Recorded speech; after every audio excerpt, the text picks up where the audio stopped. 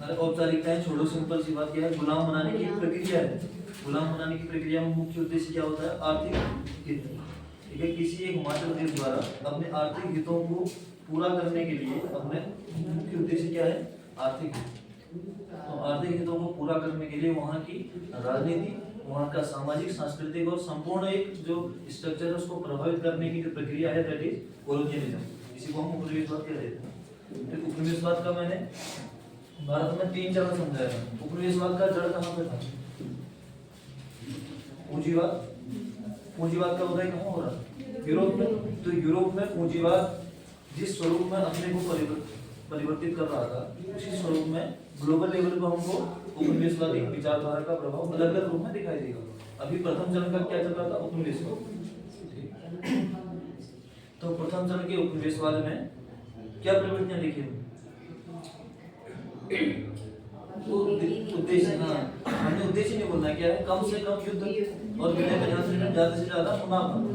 मतलब इस समय जो एरिया इंडिया की गुलाम बनाए जा रहे हैं, वो क्यों बनाए जा रहे हैं? केवल व्यापार करने के लिए। इस एक जगह से हमने वस्तु खरीदनी, दूसरी जगह बेच देनी, ओनली दिस पर्पज। ओके, अब इसके बाद जब हम सेकंड फेज में आएंगे, इसके बाद हम जब पढ़ेंगे, आज से स्टार्ट होगा वो इंडस्ट्रियल रिवॉल्यूशन। जब यूरोप में इंडस्ट्रियल रिवॉल्यूशन देखेंगे, तब अब इंडिया को गुलाम बनाने का जो मेथड है वो चेंज हो जाएगा। अब उद्देश्य दूसरा हो जाएगा। अब उद्देश्य में क्या रहेगा? कच्चे माल का क्या करेंगे? उसको निर्यातक और रेडी माल का आयातक बनाएंगे। अभी मैं समझाऊंगा कि कैसे होगा। तो ये एक पूरा उद्देश्य समझते हुए हमने राजनीतिक उद्देश्य को समझा था, कंप्लीट किया, आपके सामने रखा। फिर हमने प्रशासनिक उद्देश्य किए थे, कल आपके सामने रखे। जैसे कि इसमें हमने क्या क्या पढ़ा था? रॉबर्ट क्लाइव के कुछ चेंजेस देखे थे, कार्ल मार्क्स के कुछ चेंजेस देखे थे, और वॉरेन हेस्टिंग की कुछ परिवर्तन देखे थे। वॉरेन हेस्टिंग ने क्या प्रयास किया था? वॉरेन हेस्टिंग ने प्रशासनिक सुधारों में क्या प्रयास किया? सबसे पहले मैंने बताया था क्या क्या प्रयास किया था? राजस्व सुधार। उसमें चुंगी और शुल्क को उन्होंने सुधारा। क्या था? चुंगी शुल्क हर जगह पर नहीं है, केवल 5 जगहों पर। कौन कौन सी जगह थी? ढाका, मुर्शिदाबाद, हुगली, कोलकाता और एक पटना। ओके, दूसरा न्यायिक सुधार में क्या किया था? सदर दीवानी, क्या है? सदर निजामत। ये तो था सुप्रीम कोर्ट टाइप का। इससे जो नीचे अधीनस्थ न्यायालय था उसमें क्या था? जिला दीवानी और जिला निजामत। जो जिला दीवानी न्यायालय था उसमें वो कौन करता था सुनवाई? District magistrate. सब समझाया था ना कल, पूरी चेन समझाई थी कि डिस्ट्रिक्ट मजिस्ट्रेट को ये पावर क्यों दी गई थी। फिर 1793 में कॉर्नवालिस एक्ट के तहत इसको हटाया भी दिया गया था। सब समझा था हमने। तो आज हम समझेंगे, देखो उपनिवेशवाद चल रहा है। उपनिवेशवाद का प्रथम चरण। समय क्या बताया था इसमें मैंने आपको? 1757 से 1813 की चार्टर तक। ठीक है, उपनिवेशवाद के प्रथम चरण में हमने राजनीतिक परिवर्तन समझ लिए, प्रशासनिक परिवर्तन समझ लिए। आज हम करेंगे इसमें आर्थिक नीतियां, आर्थिक परिवर्तन, आर्थिक नीति। भारत को प्रथम फेज में गुलाम बनाने के क्रम में अर्थव्यवस्था को कैसे छेड़खानी की अंग्रेजों ने देखो। सबसे पहले बंगाल में हस्तशिल्प उद्योगों का पतन। सेकेंड इसमें हम समझेंगे ड्रेन ऑफ वेल्थ, क्या कहते हैं उसको? धन की निकासी। धन की निकासी। इसमें हम पढ़ेंगे आरसी दत्त और दूसरा नेरोजी। इनकी बुक है economic history of India, economic history of India. और यहाँ हम पढ़ते हैं पॉवर्टी एंड अनब्रिटिश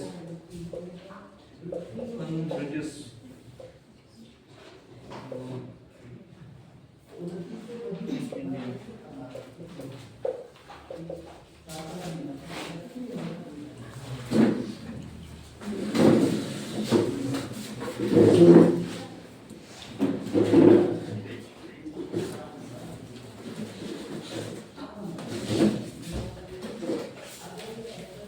नीतियों में जो परिवर्तन होगा during the first phase of colonialism, हमको ब्रिटेन के द्वारा, ब्रिटिश कंपनी द्वारा इन दो नीतियों पर ध्यान देना होगा। अब ये नीतियां ठीक है, थोड़ा इस पर हम गौर करेंगे। देखो पहला मैंने लिखा है बंगाल में हस्तशिल्प उद्योगों का पतन। हमने कल समझा था सबसे फर्स्ट फेज में जब रॉबर्ट क्लाइव ने इलाहाबाद की संधि के तहत किया था ना, इलाहाबाद की संधि, और एक सिस्टम को इन्होंने अप्लाई किया था जिसका नाम क्या रखा था, डायरकी, व्यय शासन पद्धति। व्यय शासन पद्धति में क्या हो रहा था, जिम्मेदारी तो फार्मिंग पद्धति अलग थी। व्यय शासन में क्या हो रहा था, मतलब जो नवाब की जो वास्तविक शक्तियां थी वो काट दी गई, बताया था ना, उसके दोनों हाथ काट नहीं दिए थे, उसकी दीवानी शक्ति तो अलग हुई गई और निजामत की शक्ति को अलग करने के लिए उप नवाब का पद बना दिया। तो उसको तो खाली क्या बना दिया, नाम मात्र है, जैसे कि हमारे राष्ट्रपति होते हैं, केवल गद्दी में बैठ रखा, बस वास्तविक शक्ति किस पास गई, ब्रिटिश ये कंपनी के पास। तो इसी क्रम में इन्होंने क्या किया, देखो अभी तक व्यापार कैसे होता था, एक चीज समझना ध्यान से, जैसे ना दो बाजार की आवश्यकता होती है, यह है मार्केट वन, इस चीज को आगे भी हमको समझना है, तो यहाँ पर मैं थोड़ा इसको क्लियर करना चाहूंगा। मार्केट ओके, इकोनॉमिक्स को हम समझते हैं, यह सप्लाई चेन समझना चाह रहा हूँ। कुल मिलाकर मुझे कोई मैन्युफैक्चरिंग करना है तो मेरे को दो चीज चाहिए, एक चीज मुझे रॉ मटेरियल, ओके, यह है रॉ मटेरियल, और यह है जहां मेरा बाजार, जहां मेरा सामान बिकेगा, सेलिंग मार्केट। ये क्या होगा, सेलिंग मार्केट। ठीक, मुझे एक प्रोडक्ट तैयार करना था बी, ठीक है, इस बी प्रोडक्ट को तैयार करने के लिए पहले मुझे रॉ मटेरियल चाहिए ना, फिर इस जब मैं रॉ मटेरियल रेडी कर दूंगा फिर मैं इसको बेचने जाऊंगा सेलिंग मार्केट। ठीक, तो अभी तक क्या होता है, जो रॉ मटेरियल था, जहाँ एमपी, ये समझ में आ रहा है आपको, M1 क्या है, दो बाजार चाहिए ना, एक बाजार से हम सामान खरीदेंगे, अभी भी तो वही होता है। मुझे अगर चीनी बनानी है तो क्या करूंगा, पहले गन्ना चाहिए ना, तो गन्ना वाला मार्केट क्या हो गया M1, अब जो उसको बाजार में बेचूंगा M2 मार्केट है। इस चीज को समझना चाह रहा हूँ। तो जब कोई प्रोडक्ट मैं रेडी करूंगा, ये है ब्रिटिश के आने से पहले, तो M1 में कौन बैठे, सारे हमारे इंडियन है, मतलब भारतीय लोग हैं, और कच्चा माल भी भारत का ही है, और जो हम बेच रहे हैं वो भी हमारे भारत के ही होंगे, क्योंकि देखो यहाँ कौन बैठा है, बंगाल में उसमें नवाब। अब नवाब है तो हमारे लोकल और वोकल, स्थानीय पदार्थों को क्या करेगा, प्रमोट करेगा। अब अंग्रेज जैसे यहाँ पे बैठेंगे, इलाहाबाद की संधि हो गई है, ध्यान रखना, दायर किया गई है, तो M1 पे इनका अपना आधिपत्य हो गया है। M1 समझ रहे हो, कच्चा माल अभी अपने हिसाब से बेचेंगे। अब मान लो कि इससे पहले कच्चा माल 5 रुपए का आता था, अब इसका रेट कितना कर दिया उन्होंने, 10। ओके, अब जो माल अगर 5 का रॉ मटेरियल खरीद के अगर 10 का बिकता था, अब वो खरीदने में तो कितना हो गया, 10 का, और इसमें बिकना चाहिए था 10 का, अब उसको बेचना पड़ रहा है 8 रुपए में। तो देखो डबल प्रेशर आ गया।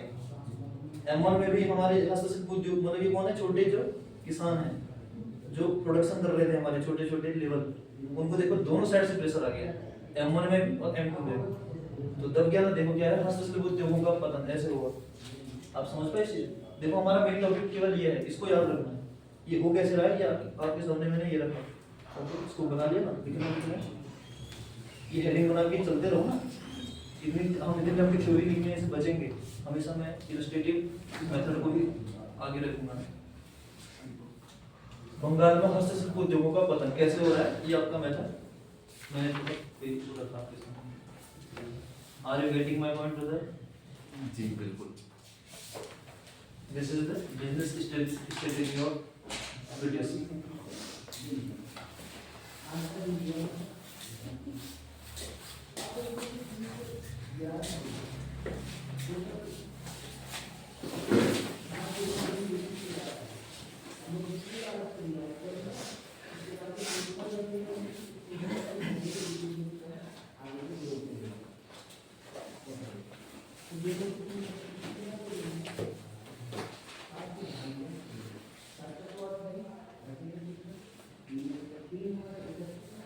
सब लिख लो इसको, हम आएगा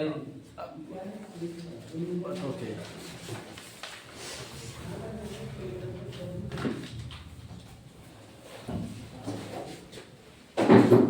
बंगाल में हैंडीक्राफ्ट्स एंड जो हैंडलूम्स हैं वो डिक्लाइन क्यों कर रहे हैं, उसका ये मैंने एक इलस्ट्रेटिव स्ट्रक्चर आपके सामने रखा है, कुछ ऐसा रॉकेट साइंस नहीं है।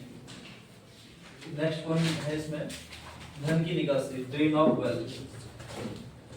इसका उदाहरणों को सबसे पहले हम देखते हैं, आरसी दत्ती की बुक है the economical history of India, और सेकंड बुक का नाम मैंने लिखा है जो दादा भाई की है, poverty and unbritish rule in India. इन दो बुक्स में हमको ड्रेन ऑफ वेल्थ का एक स्ट्रक्चर कैसा था इंडिया में समझ में आता है। अब थोड़ा ड्रेन ऑफ वेल्थ को समझते हैं। देखिए ड्रेन ऑफ वेल्थ का जो टेक्निकल परिभाषा होती है उसमें ये है कि आयात की तुलना में निर्यात ज्यादा कर जो सरप्लस बचेगा उस सरप्लस को मातृ देश के हित में प्रयोग करना, that is drain of wealth. Okay, ये थोड़ा आपको परेशानी हो रही होगी, मैं इसको एग्जांपल से क्लियर करता हूँ। देखो इससे पहले की पूरी हिस्ट्री आपके दिमाग में क्लियर रहेगी तब आपको समझ में आएगा। देखो जब इलाहाबाद की संधि होती है तो ब्रिटेन के पास 3 क्षेत्र जो महत्वपूर्ण थे उसके पक्ष में आते हैं। कौन कौन सा था? बंगाल, बिहार और अवध। बंगाल, बिहार और उड़ीसा ना, ये सब उसी में अवध का ही क्षेत्र में लिंक है। तो जब ये 3 क्षेत्र आते हैं, ये 3 क्षेत्र इंडिया का सबसे महत्वपूर्ण क्षेत्र था। मैंने आपको जब प्लासी का युद्ध समझाया था तो बंगाल, ब्रिटिश कंपनी बंगाल विजय की ओर क्यों जा रही है, सारी चीजें क्लियर की थी। ओके, तो इंडिया की जो मेन इकोनॉमिक जो वो है ना इकोनॉमिक पावर, वहां पे आप कौन बैठ गए हैं? ब्रिटिश। जहां पर मेन आर्थिक व्यवस्था है उस व्यवस्था में ऊपर से किसने कुंडली मारती है? ब्रिटेन। अब इससे पहले क्या हो रहा है, मैंने आपको यूरोपीय जब भारत में आ रहे थे एक वैश्विक परिदृश्य समझाया था क्लियर करके कि ये यूरोपीय भारत में क्यों आ रहे थे? मसाले, मोटा मोटा और चीजें किसी, लेकिन महत्वपूर्ण हम इस चीज को किससे जोड़ूंगा? स्पाइसेस। यूरोप में हमारे इंडिया के जो मसाले हैं इनका बहुत बड़ा महत्व होता है, अभी भी है, पहले भी था। तो शुरुआत में जब ये लोग आए तो बार्टर सिस्टम चलता था। बार्टर सिस्टम मतलब वो उनके वहां से वो सामान लाते थे, जैसे आलू, देखा ना पुर्तगाल से हमने क्या क्या चीजें आई है, आलू, अमरूद वगैरह बहुत सारी चीजें आई, तो हमने वो चीज खरीदी थी, ये लोग हमारे यहाँ से मसाले ले जाते थे। बट विद द टाइम हमको इनकी यहाँ की जो वस्तुएं थी उनका ज्यादा महत्व नहीं रहा, हमारे लिए वो इतना महत्वपूर्ण नहीं रहती थी। तो बाद में इन्होंने क्या किया, अब देखो ना जब उपनिवेशवाद शुरू हो रहा है तो केवल भारत को ही गुलामी बनाया जा रहा है। ये वही समय है जब वास्को डी गामा जब भारत की ओर आ रहा है और कोलंबस कहाँ की ओर गया? तो अमेरिका की ओर। तो एक उपनिवेश इनके पास कौन सा था? अमेरिका। तो अमेरिका से समझाया था ना बीच में कि अमेरिका में सबसे ज्यादा सोना है और चांदी भी सबसे ज्यादा वही है। पेरू चिली का एरिया क्या है? चांदी, देख लेना ये पूरा मैप में मिल जाएगा आपको। और दूसरा सोना कहाँ मिलता है हमको? ये मैक्सिको की खाड़ी, ये पूरा गोल्ड वाला एरिया है। ठीक, तो गोल्ड और सोना चांदी की कीमती वस्तुएं कहाँ से ली जाती थी? अमेरिका से। और उसको अब भारतीय वस्तु को खरीदने के लिए कीमती वस्तु चाहिए, मतलब ना बार्टर सिस्टम हमने बंद कर दिया। हमारे भारत में यूरोप की वस्तु की जरूरत नहीं है, लेकिन यूरोपियों को हमारी वस्तु की जरूरत है, तो उनको यहाँ क्या लाना पड़ा? सोना चांदी लाना पड़ा। कैसे लाए? आपके सामने। अच्छा, इंडिया को सोने की चिड़िया कहते हैं ना, अच्छा सोने का हाथी क्यों नहीं कहा? चिड़िया कहने में एक चीज निहित है ना, वो दार्शनिक शब्द हो गया, उसने उड़ी जाना है। चिड़िया शब्द का मतलब क्यों यूज किया है? स्थायी नहीं है, अस्थायी। लेके भी वही है, यहाँ सोना चांदी अपने आप ही है ना, सिस्टम समझा है। उपनिवेशवाद का जो प्रथम चरण है उसमें वो लोग सोना लेके आ रहे हैं, जैसे हम सेकंड फेज की ओर जाएंगे सोना वापस भी जाएगा पूरा। तो ड्रेन ऑफ वेल्थ समझ में आया क्या है? तो जब सोने की जरूरत हमारे यहाँ क्या है, बंगाल, बिहार, उड़ीसा, इन 3 क्षेत्रों की दीवानी आ गई। अब उनको सोना लाने की जरूरत नहीं पड़ी, क्योंकि अब पैसा भी भारत का, वस्तुएं तो खरीद रहे। अब वस्तुएं जो खरीदनी थी, अब तक सोना चांदी चाहिए था, अब सोना चांदी की जरूरत नहीं पड़ी, क्योंकि हम पे रुपया आना था। रुपया कहाँ से आना था? बंगाल, बिहार, उड़ीसा, इन तीनों की दीवानी ले ली थी ना, तो रुपया भी भारत का, सामान भी भारत का, इन्होंने सीधे ऊपर पैसा कमाना शुरू कर दिया। That is drain of wealth. आपको समझ में आया? कुछ नहीं आया? मतलब जो राजस्व इकट्ठा कर रहे थे उसी से वो भारत की वस्तुएं बस, मतलब बाहर से लाने की जरूरत नहीं, हमारे पैसा। आपको समझ में आया कुछ? Drain of wealth. Drain of wealth की टेक्निकल में एक परिभाषा लिखा हूं, लिखो। इसमें परिभाषा लिखूंगी टेक्निकल। आयात की तुलना में, आयात की तुलना में, आयात की तुलना में निर्यात ज्यादा कर, आयात की तुलना में निर्यात ज्यादा कर अधिशेष लाभ को मातृ देश के हित में प्रयोग करना, अधिशेष लाभ को मातृ देश के हित में प्रयोग करना धन की निकासी है। देखो ये सार्वजनिक परिभाषा होगी, एग्जाम में अगर मेंस लिखने का मौका मिलता है this is the exam. But ये वो कैसा है, इसका बैकग्राउंड मैंने आपको ये चीजें समझाने का प्रयास किया। चीजें समझनी ज्यादा महत्वपूर्ण है, परिभाषा अपने आप बन जाएगी। धन की निकासी हित में प्रयोग करना धन की निकासी है। अब ये जो मैंने आपको पूरा बताया ये एग्जांपल के तौर पे है। ये एग्जांपल समझ में आया कि धन की निकासी इंडिया में कैसे काम कर रही है? हाँ? अरे जब बंगाल, बिहार, उड़ीसा और इलाहाबाद की संधि के तहत ये 3 क्षेत्र इसके हाथ में आ जाते हैं, इन 3 क्षेत्रों के आने से क्या फायदा मिला? अब यूरोपियों को, अब अंग्रेजों को सोना चांदी खरीद के लाना नहीं पड़ा। रुपया कहाँ से मिल जाता था सामान खरीदने के लिए? इन 3 क्षेत्रों का राजस्व है ना उसके पास, इन 3 क्षेत्रों के राजस्व से उसको रुपया आ गया, तो सोना चांदी लाना बंद हो गया। तो रुपया भी भारत का और सामान भी भारत का, इन्होंने ऊपर मलाई खाना शुरू कर दिया। That is drain of wealth. और हर क्रम में अभी उपनिवेशवाद का प्रथम चरण चल रहा है। जब हम 1813 से जब 57 में जाएंगे तब ड्रेन ऑफ वेल्थ का स्वरूप चेंज हो जाएगा। अब ड्रेन ऑफ वेल्थ हम फिर सेकंड फेज में पढ़ते हैं उसको, होम चार्ज कहते हैं उसको, होम चार्ज के रूप में और ड्रेन ऑफ वेल्थ जाएगा। तो ये था हमारा आर्थिक नीति। अब हम पढ़ेंगे इसमें सामाजिक सांस्कृतिक नीतियां।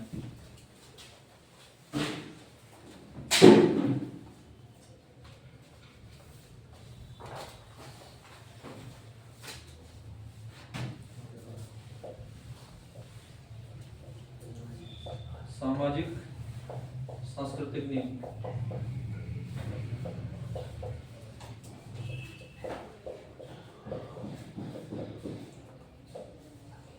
इसमें एक बिंदु को जो मैं समझाना चाहूंगा सबसे महत्वपूर्ण है ओरिएंटलिज्म। क्या कहते हैं उसको? प्राच्यवाद।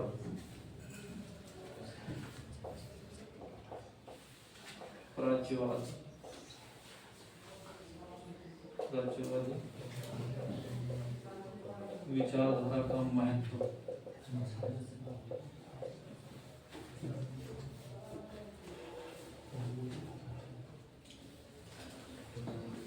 देखो प्राच्यवाद का मतलब है पुराना। प्राच्य मतलब क्या होता है? प्राचीन। तो अब जब फर्स्ट फेज का उपनिवेशवाद चल रहा है, देखो ना, उपनिवेश का मतलब क्या है? गुलाम बनाना।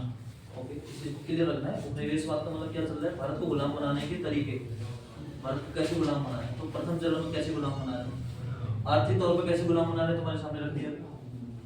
उससे पहले राजनीति में कैसे गुलाम बना रहे थे, तुम्हारे सामने सारे युद्धों को रख दिया। प्रशासन में कैसे करते थे, तुम्हारे सामने रख दिया। अब समाज को भी तो लपेटेंगे ना, तो समाज के साथ कैसे गेम खेलेंगे और संस्कृति को फिर कैसे प्रभावित करेंगे। देखो ना, सामाजिक सांस्कृतिक परिवर्तन होगा जो पूरा का पूरा उपनिवेशवादी विचारधारा से प्रेरित रहेगा। तो इस क्रम में देखो प्राच्यवादी विचारधारा को महत्व मिला, मतलब ऐसी विचारधारा के अधिकारियों को लाया गया जिनके दिमाग में एक चीज फिक्स है, केवल वही अधिकारी अच्छा शासन कर सकते हैं भारत में जिनको भारतीय प्राचीन परंपरा का ज्ञान हो। बस इतनी सी बात है। मान लो कि मैं किसी गांव में जा रहा हूँ, अगर मुझे उस गांव की भाषा अगर समझ में आती है और मैं बोल पाता हूँ तो मैं अच्छे उनके साथ कम्युनिकेट कर पाऊंगा। मैंने आपको हिंट भी दिया था जब यूरोपीय कंपनी पड़ी थी, एक वो पड़ा था ना, ये सबसे पहला जो ब्रिटिश था विलियम हॉकिंस, वो जब ब्रिटिश के दबाव में जाता है जहांगीर की, तो वो उसकी भाषा में बात करता है। तो डिप्लोमेसी है ना वो, तो इनकी डिप्लोमेसी ऐसी है। अब देखो यहाँ बड़े बड़े जर्मन के, बड़े बड़े इंग्लैंड के विद्वानों को लाया जाएगा, तो मैं उनके नाम लिखता हूँ। प्राच्यवादी विचारधारा का थोड़ा यहाँ पे हिंट कर देंगे। भारतीय प्राचीन ग्रंथों एवं ज्ञान को महत्व मिलना। इसी क्रम में हम देखते हैं कुछ जर्मन विद्वान और कुछ ब्रिटिश विद्वान जर्मन विद्वान एक सबसे महत्वपूर्ण व्यक्ति का नाम बताना चाहूंगा, मैक्स मूलर। आप लोगों ने कभी एनसीईआरटी पढ़ी है? किसी ने एनसीईआरटी पे ध्यान दिया है?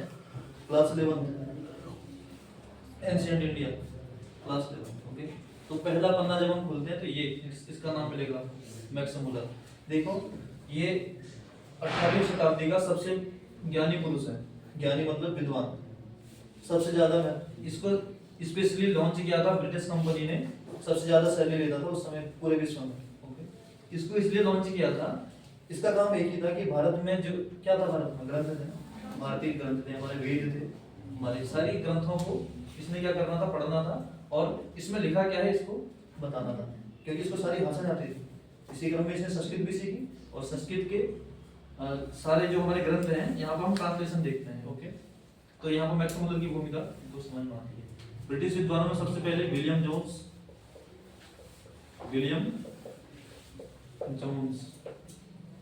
और विल्किंसन,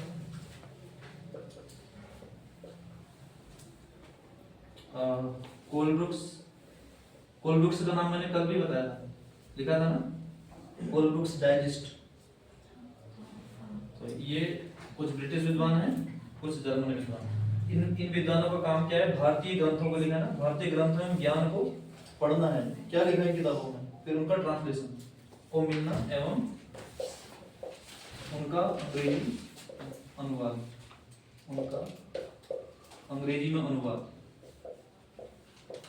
देखो आप देखोगे इसी समय ये जो विलियम जोन्स है, इसने क्या क्या किया था, अभिज्ञान शाकुंतलम को इंग्लिश में लिखा है ना, अभिज्ञान शाकुंतलम।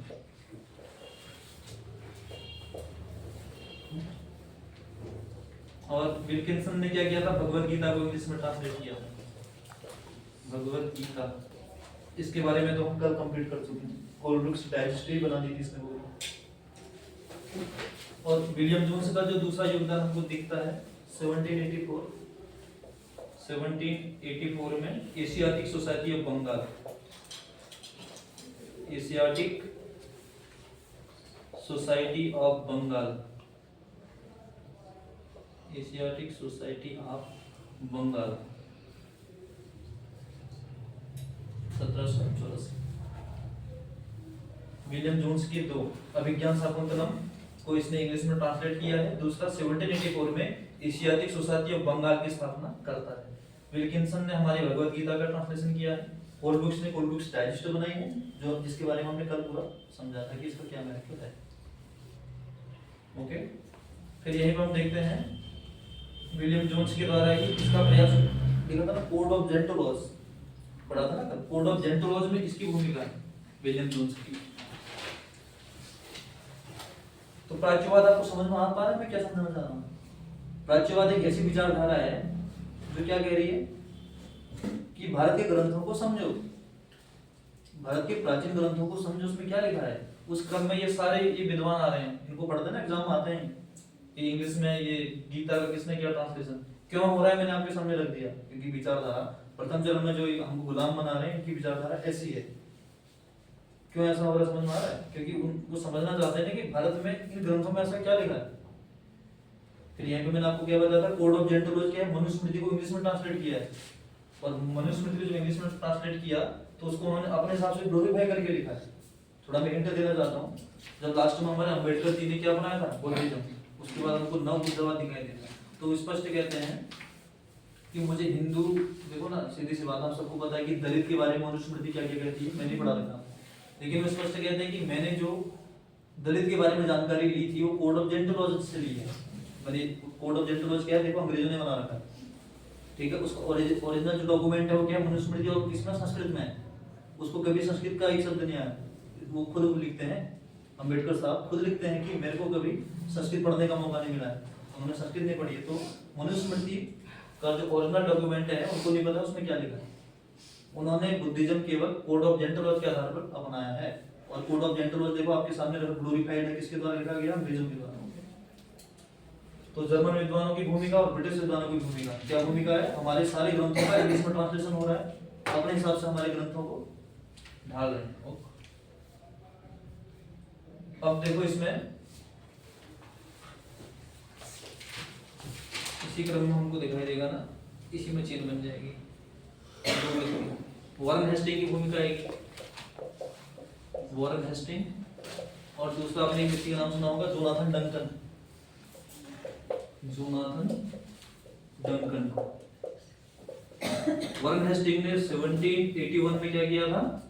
कलकत्ता मदरसा, कलकत्ता मदरसा। जोनाथन डंकन ने 1791 में बनारस विश्वविद्यालय, बनारस में संस्कृत विश्वविद्यालय, संस्कृत विश्वविद्यालय। ओके, और इसी क्रम में लास्ट में लॉर्ड वेलेस्ली, लॉर्ड वेलेस्ली ने फोर्ट विलियम कॉलेज 1801 में, वहां पर एक लास्ट चेंज है, fort William college, Lord Wellesley. ये सारे प्रयास सामाजिक सांस्कृतिक नीतियों को प्रभावित करने के लिए किए जा रहे हैं प्रथम चरण के उपनिवेशवाद में।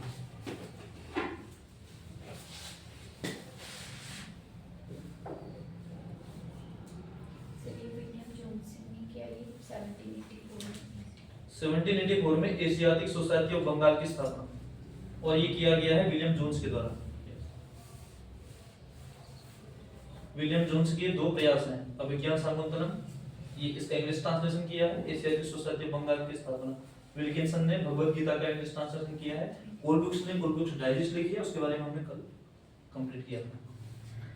अब वॉरेन हेस्टिंग ने 1781 में कलकत्ता मदरसा की स्थापना की है, और जोनाथन डंकन ने 1791 में बनारस में संस्कृत विश्वविद्यालय की स्थापना की है। आपको अलग अलग फैक्टर सारे एग्जामों में आपको मिलते होंगे, बताने की जरूरत नहीं है किस एग्जाम में यहाँ पर ये आया था, हम सबको पता है, ये सारे क्वेश्चन बनते हैं, बस मैं आपको एक चेन बना के दे रहा हूँ।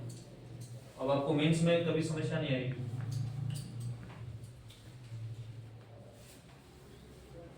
और लास्ट में क्या लिखना था?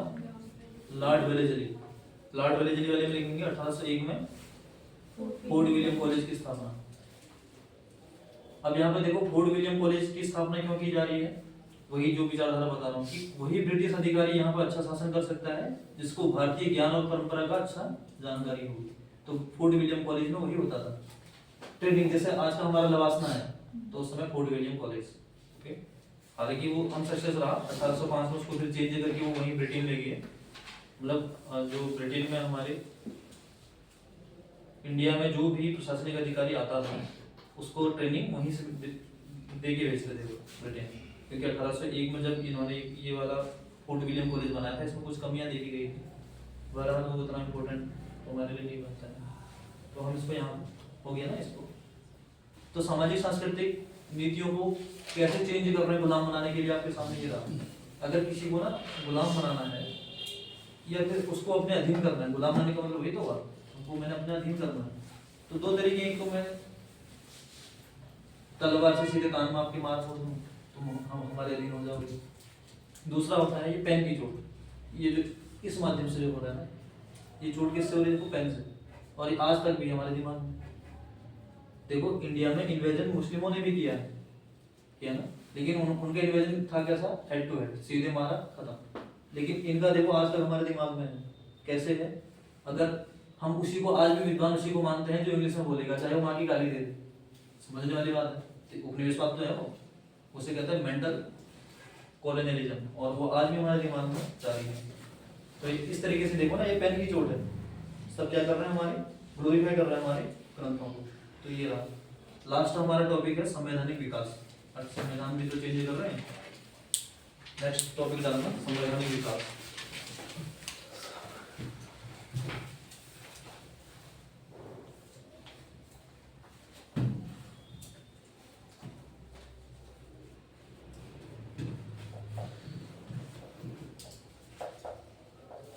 संवैधानिक विकास। संवैधानिक विकास में 1773 और regulating act,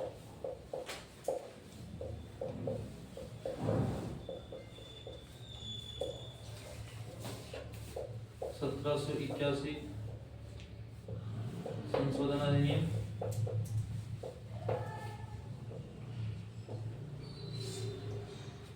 1784 fits India act,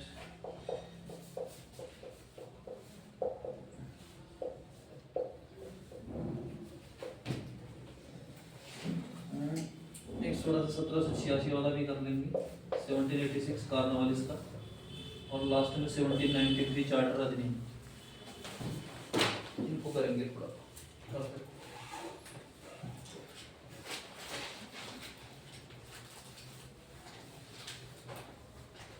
देखिए मैंने कल आपको एक कॉन्सेप्ट समझाया था, रूल ऑफ लॉ, है ना, डैसी का सिद्धांत है, रूल ऑफ लॉ।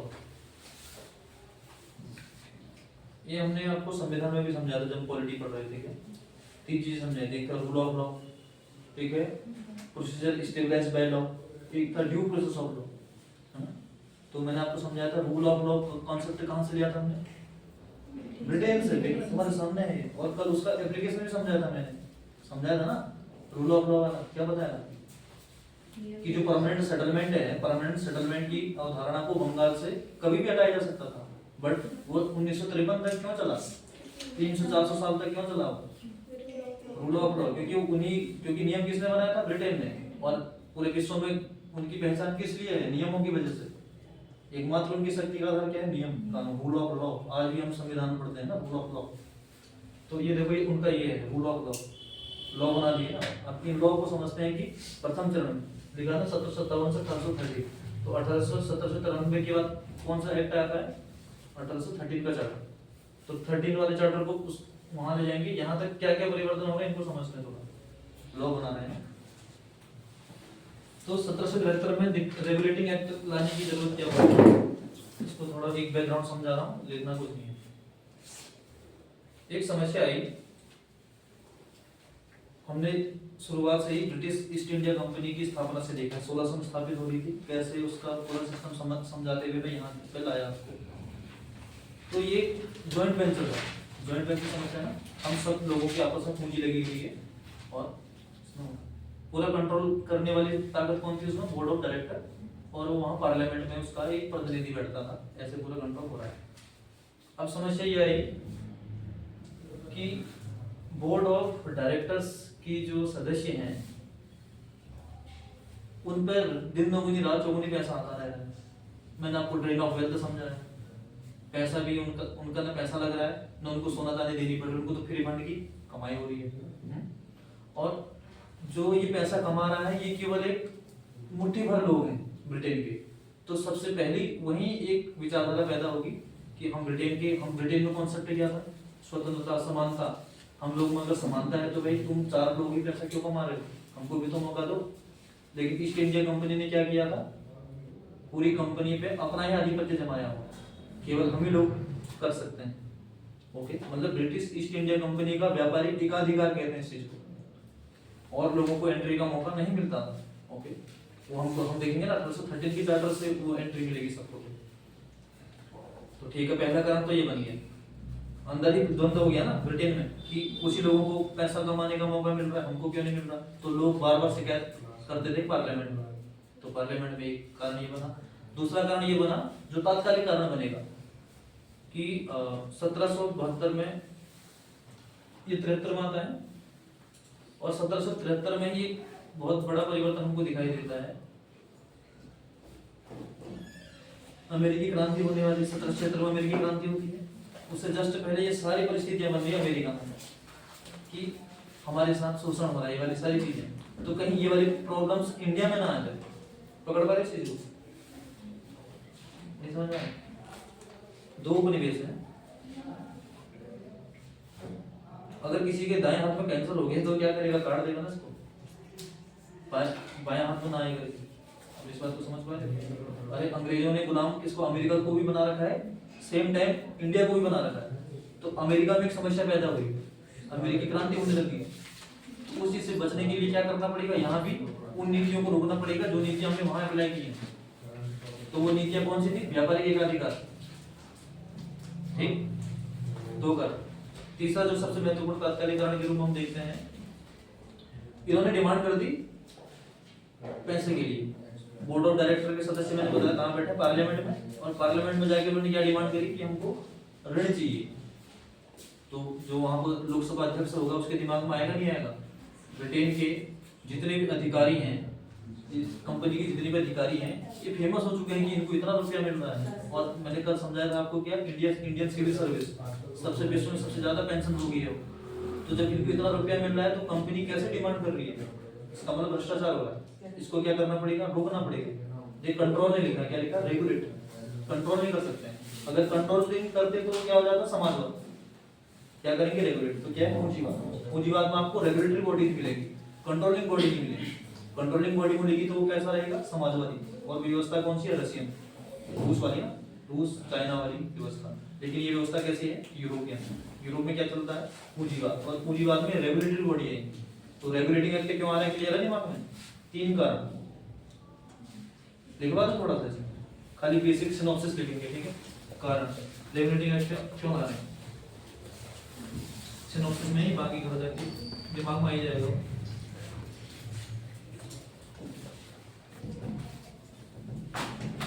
कंपनी का व्यापारिक एकाधिकार, कंपनी का व्यापारिक एकाधिकार पहला कारण।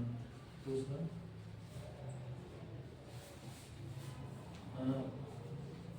अमेरिकी क्रांति की घटना से बचना। तीसरा board of directors, board of directors द्वारा, बोर्ड ऑफ डायरेक्टर्स द्वारा ऋण की मांग करना, ऋण की मांग करना। तो ये कुछ बेसिक कारण है जिनकी वजह से हमको 1773 के रेगुलेटिंग एक्ट की जरूरत पड़ रही है। अब इसकी कुछ प्रावधान देख लेते हैं जिनका महत्व हिस्ट्री में है।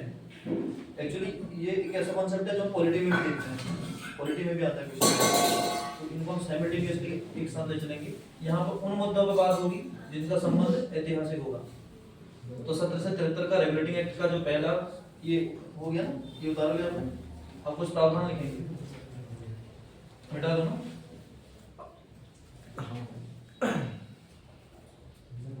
हेडिंग इसी में रेगुलेटिंग एक्ट में, इस नीचे अगला लिखना प्रावधान। कुछ प्रावधान पे हम बात करेंगे, प्रोविजंस। सबसे पहला, कंपनी द्वारा संसद को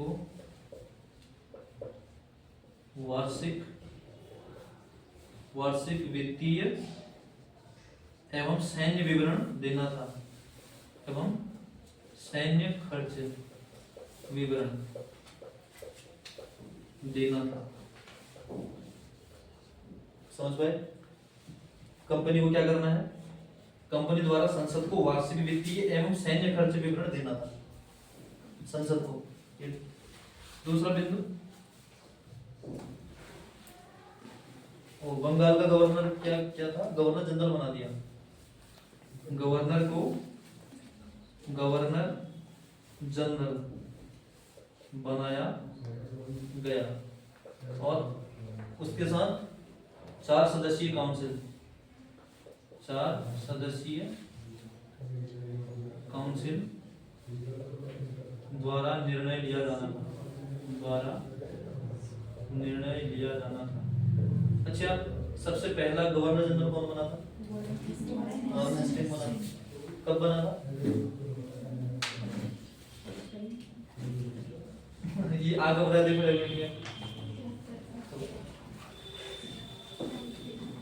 प्रेजेंस मोमेंट जिंदा रहना है। यहाँ पे लिखा ना मैंने, गवर्नर जनरल, भारत के गवर्नर को गवर्नर जनरल घोषित किया गया। तो यही पे तो बनता है 1773 में बनेगा। अब इसके बाद हम एक चीज में क्या देखते थे, कलकत्ता में सुप्रीम कोर्ट की स्थापना। कलकत्ता में एक सुप्रीम कोर्ट की स्थापना, सुप्रीम कोर्ट की स्थापना करना। इन बिंदुओं को थोड़ा समझेंगे। हो गया ना क्लियर? उतार ले 3-4 बिंदु जो लिखे हैं। कलकत्ता में सुप्रीम कोर्ट की स्थापना,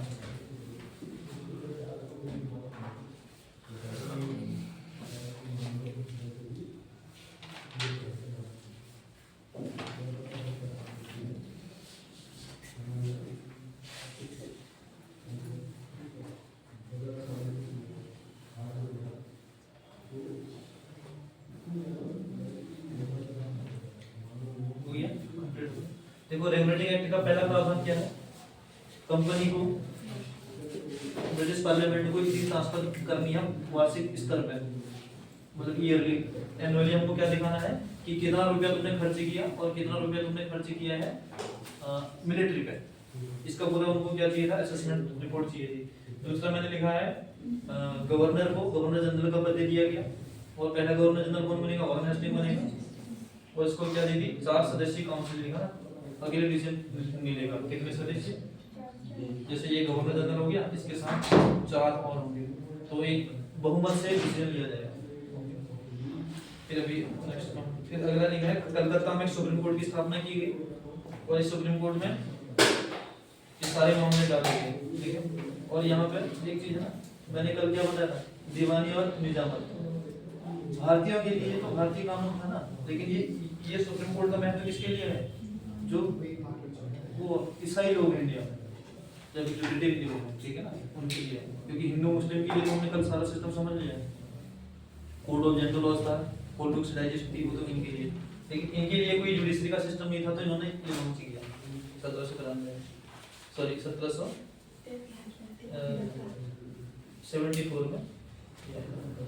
अब हम दूसरा देखते हैं, इसमें कुछ देखो चेंजेस करने की जरूरत पड़ रही है, वही चेंजेस यहाँ पे किए जाएंगे, संशोधन आ जाएंगे, चेंजेस कुछ नहीं करेंगे। ये जो 4 सदस्यीय काउंसिल है, इसकी डिमांड आती है कि इनकी सदस्यों की संख्या क्या होनी चाहिए, कम होनी चाहिए, ठीक, लिखना कुछ नहीं, बस इंटर कर रहा हूँ, ये कर जाएंगे, खुद ही कर लेंगे। और कलकत्ता जो सुप्रीम कोर्ट था ना, कलकत्ता सुप्रीम कोर्ट से कंपनी के गवर्नर जनरल और 4 सदस्य जो डिसीजन ले रहे हैं उनको उसके जुरिडिक्शन से बाहर कर दिया, ये था ना, कंपनी है, कंपनी का मेन कौन है, गवर्नर जनरल, और गवर्नर जनरल अब अकेले डिसीजन नहीं लेगा, उसके साथ डिसीजन लेने के लिए 4 सदस्य हैं, ओके। तो ये 5 लोग, गवर्नर जनरल प्लस 4 वो सदस्य हैं, इन 5 लोगों को सुप्रीम कोर्ट के जुरिडिक्शन से बाहर कर दिया, बस ये कह रहा हूँ, क्योंकि बार बार टोका टाके हो रही थी ना डिसीजन लेने में, तो इसको ये हटा दिया। दूसरा कि कंपनी द्वारा ये जो पहला इसका स्टेटमेंट है, इसमें भी चेंज करने की बात हुई, हालांकि ये चेंज अब 17 पिट्स इंडिया एक्ट में हो, अपना पिट्स इंडिया एक्ट में होगा, इसमें लिख लेंगे ना क्या है, क्या इसमें क्या लिखेंगे, ये वाला है जो महत्वपूर्ण, क्या गवर्नर जनरल और उसकी काउंसिल को इसके जुरिडिक्शन से हटा दिया गया, और कलकत्ता की आम जनता को अब यहाँ पे जुरिडिक्शन दे दिया, मतलब कलकत्ता का जो लोकल आदमी है वो यहाँ अपना न्याय ले सकता है।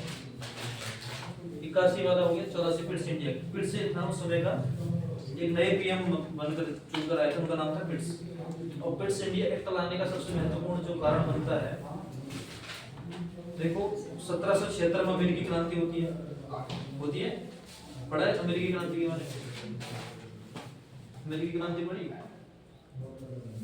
नहीं पढ़ा, चलो कोई नहीं, मैं बता रहा हूँ। 1783 में एक ऐसी घटना होती है जिसे कहते हैं पेरिस समझौता, पेरिस कॉन्फ्रेंस होती है, ठीक है। पेरिस कॉन्फ्रेंस में पूरे विश्व स्तर पर अमेरिका को मान्यता मिल जाती है कि अमेरिका स्वतंत्र राष्ट्र बन गया है, ओके। कब, 1783 में पूरे विश्व स्तर पर अमेरिका को मान्यता मिल गई कि वो एक स्वतंत्र राष्ट्र है, जबकि इससे जस्ट पहले क्या था, इनका गुलाम है, उपनिवेश, गुलाम शब्द अच्छा लग रहा है, 12th के बच्चे बोलेंगे तो अच्छा, लेकिन तुम तैयारी कर रहे हो तो उपनिवेश बोलना है, बात वही है। तो उपनिवेश है किसका, 1783 तक उपनिवेश है अमेरिका का, लेकिन 83 में क्या हुआ, मैंने क्या बताया, पेरिस समझौता, पेरिस समझौता की तरफ, पेरिस समझौता के बाद पूरे विश्व में मान्यता मिल गई। तो अब ये झटका कौन सहेगा, अंग्रेज तो सहेंगे, क्योंकि इन्हीं का गुलाम रहा है। तो पहला जो प्रावधान 84 में किया गया कि ऐसा कोई प्रावधान नहीं बनाना है जिसका प्रभाव पूरी उपनिवेश पर पड़ सकता है, जैसा कि अमेरिका में हुआ। सीख मिल रही है ना इनको, ध्यान देना। तो पिट्स इंडिया एक्ट, तो पिट्स कौन हमारे पीएम है, जिसमें नए पीएम लॉन्च होते हैं, बन के आते हैं, और उनके सामने क्या था टारगेट की, अमेरिका उपनिवेश उनके हाथ से चले गया, तो कहीं ऐसा ना हो कि भारतीय उपनिवेश भी चले जाए, इस चीज को बचाना है। तो इसके लिए सबसे पहले वो क्या करेंगे, separation of power. Separation of power में क्या करेंगे, द्वैत शासन, हाँ द्वैत, लेकिन ये द्वैत अलग होगा। इस द्वैत में क्या था, बोर्ड ऑफ डायरेक्टर, हाँ। अब देखो जो कंपनी थी हमारी, कंपनी अभी तक शुरुआत में कंपनी क्यों आई थी, व्यापार के लिए, और आते आते वो राजनीतिक संस्था बन गई है। देखो रेवेन्यू कलेक्ट करने वाला कौन है, राजा, वो पूरा सरकार के हाथ में तो होती था। आए थे खरी भजन को होटल लगी कपास, यहाँ क्यों आए थे? व्यापार करने के लिए। यहाँ तुम राजनीति करने लग गए हो, तो समस्या आएगी नहीं आएगी? तो ये समस्या है। तो अब फिट्स इंडिया एक्ट में क्या करना है, तो सेपरेशन ऑफ पावर कर दिया। कंपनी के कुछ लोगों को अलग कर दिया जो लोग संभालेंगे व्यापार को, और कुछ लोगों को अलग किया जो संभालेंगे राजनीतिक वाले मामले। तो इसको बस यहाँ पर मेंशन कर दो, देखो सेपरेशन ऑफ पावर या द्वैत शासन। द्वैत शासन फिर से इंडिया एक्ट में लिखा द्वैत शासन, और द्वैत शासन के ब्रैकेट में लिखना शक्ति पृथक्करण। शक्ति पृथक्करण, इसमें हम लिखेंगे board of director and board of control. Board of director ऐसे बनाना ना, ये बोर्ड ऑफ डायरेक्टर और board of control. Board of director में लिखना कंपनी का व्यापारिक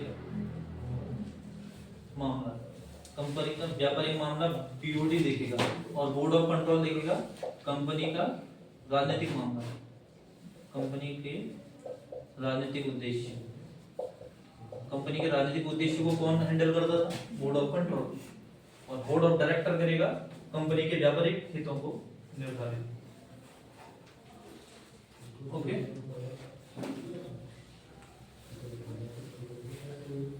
नेक्स्ट वन 1786। देखो 1786 में इंडिया में क्या हो रहा था, ध्यान करो, एक नया गवर्नर जनरल की एंट्री हो रही है, कॉर्नवालिस। तो कॉर्नवालिस का आते मैंने कल हिंट भी दिया था, उसने क्या बोला कि मुझे सीधे पावर चाहिए।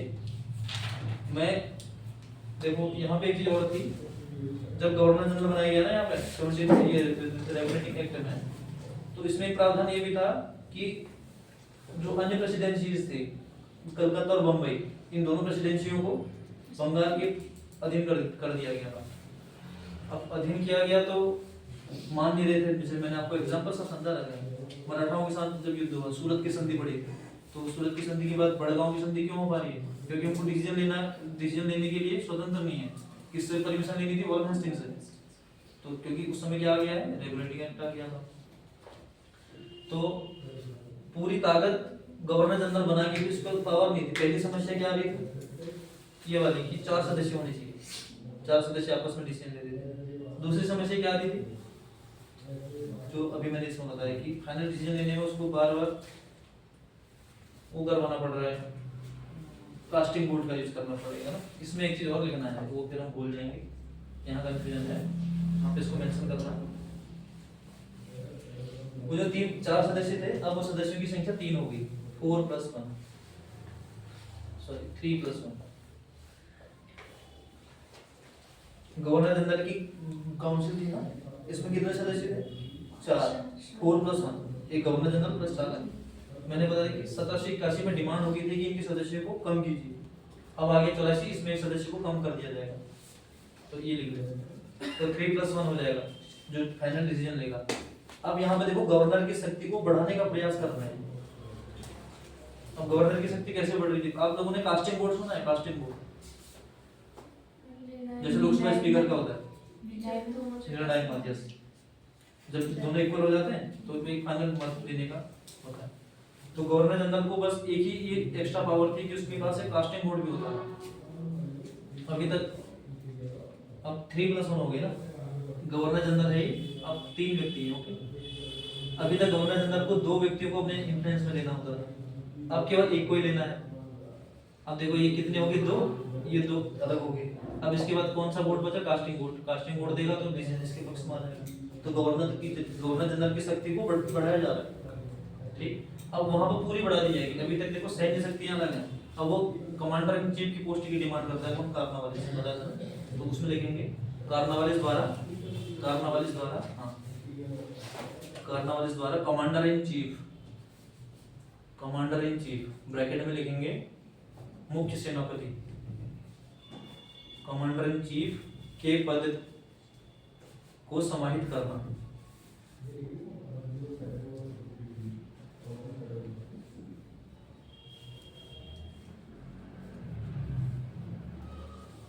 ओके, अब लास्ट देखो 1793 का चार्टर, यहाँ से चार्टर शुरू हो जाते हैं और चार्टर चलेंगे जब तक विद्रोह नहीं होगा, ठीक है।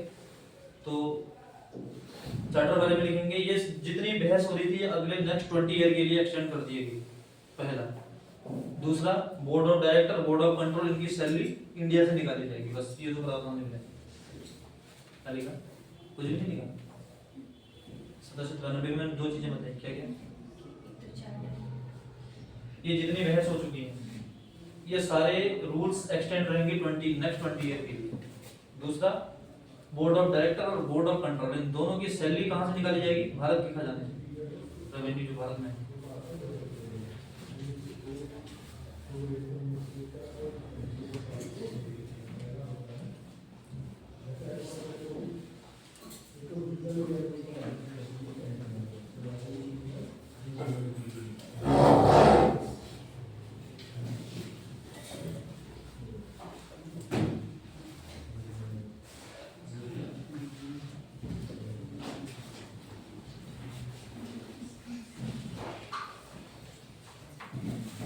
तो उपनिवेशवाद का प्रथम चरण समाप्त हुआ, बधाई हो।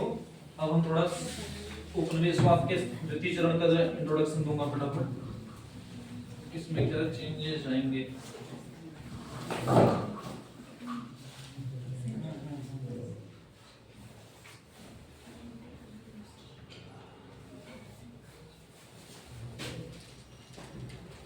उपनिवेशवाद का द्वितीय चरण आएगा, second phase of the colonialism, और 1813 से 1857 में होती है, 58 में होती क्रांति।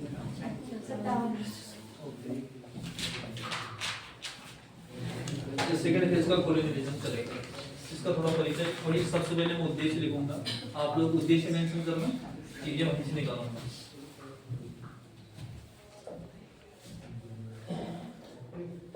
भारतीय उपनिवेश को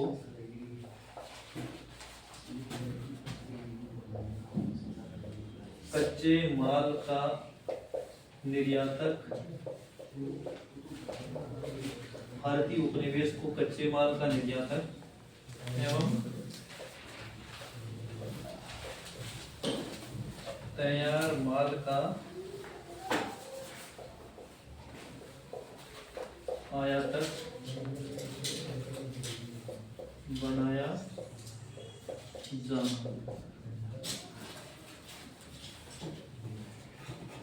This is the fundamental objective of the second phase of colonialism.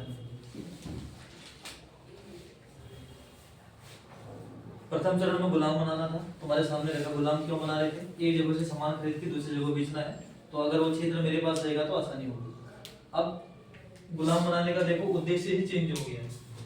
उद्देश्य चेंज क्यों हुआ? 18वीं शताब्दी के उत्तरार्ध में हम देखते हैं यूरोप में औद्योगिक क्रांति स्टार्ट हो जाती है। औद्योगिक क्रांति समझो ना, उद्योगों की स्थापना हो गई है। और उद्योगों की स्थापना क्यों हो रही होगी, इसके पीछे थोड़ा बैकग्राउंड आप लोग समझ पा रहे हो कि क्या क्यों हो रहा होगा? मांग ही तो एक ऐसी चीज है जो ज्यादा प्रोडक्शन की वो करेगी, डिमांड ही तो है।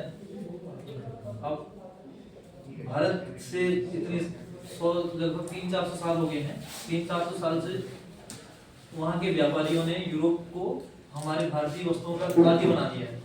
अब उनको चाहिए कहीं से, ओके। तो अब एक लार्ज स्केल पे क्या करना पड़ेगा? प्रोडक्शन करना पड़ेगा। और इसी क्रम में हम देखते हैं कि 18वीं शताब्दी एक ऐसा समय है जहाँ पे पॉपुलेशन विस्फोट हम देखते हैं। वहाँ जनसंख्या में, वहाँ की जनसंख्या में भी तो वृद्धि हो रही है, तो जनसंख्या वृद्धि हो रही तो डिमांड अपने आप करेगी। और दूसरा क्रम मैंने बताया था कि एक मध्य वर्ग उत्पन्न हो गया है, जिसके पास अच्छा खासा धनाढ्य वर्ग है, पैसा पूंजीवाद उदारवाद वाला, उसके पास पैसा है, वो मांग करते जा रहा है। तो इस सब की व्यवस्था को देखते हुए वहाँ एक ऐसा वर्ग उत्पन्न हो गया जो जिसको कहते हैं ना पूंजीपति। अब उसने पूरी पूंजी कहाँ लगानी शुरू कर दी? इंडस्ट्रीज। तो वहाँ पर पूंजीवाद दिखते हैं, ये कारण मैंने कुछ आपको बताया। तो इंडस्ट्रीज का बनना, और इंडस्ट्री में वही दो बाजार थी। एक बाजार में आप सामान को बेचोगे, दूसरे बाजार से आप सामान खरीदोगे। मार्केट ए और मार्केट बी, जो शुरू में बताया था, यहाँ पे दो बार आएगा। तो देखो भारतीय उपनिवेश को कच्चे माल का निर्यातक, कच्चा माल A1 जो मैंने मार्केट M1 बनाया था, तो भारत को क्या करेंगे, कच्चे माल, यहाँ से क्या आ जाएगा, कच्चा माल विदेश जाएगा। अब कच्चा माल क्या होगा, ध्यान से सोचो, कपड़ा बनाना है तो कपड़ा बनाने के लिए कपास कहाँ से आएगा, भारत से। ओके, फिर लिखा देखो तैयार माल का आयात, जब वहाँ रेडी हो जाएगा तो माल बेचने के लिए कहाँ भेज देंगे, यही भारत, क्योंकि बाजार आज भी देखो बाजार है ना भारत में। ठीक है, अब बाजार है तो बाजार अभी धीरे इस क्रम में बाजार देखो सीमित रहेगा। जब तृतीय चरण में आएंगे तो रेलवे आ जाएगा, गांव गांव तक सामान बिकेगा। हम आप लोग भी जीन्स पहनना शुरू कर दीजिए, हमको पता था क्या होता है, रेलवे का है ना काम। तो भारतीय उपनिवेश को कच्चे माल का क्या करना है, एक्सपोर्ट, और तैयार माल का आयात। इस बात को समझ पा रहे हो, इसके क्रम में है क्या, कारण क्या है इसका, यूरोप में औद्योगिक क्रांति, यूरोप में औद्योगिक क्रांति, और यूरोप में औद्योगिक क्रांति है, इसलिए द्वितीय चरण के उपनिवेशवाद को हम क्या बोलते हैं, औद्योगिक उपनिवेशवाद। क्या बोलते हैं, औद्योगिक उपनिवेशवाद। अब समझ में आ गया होगा।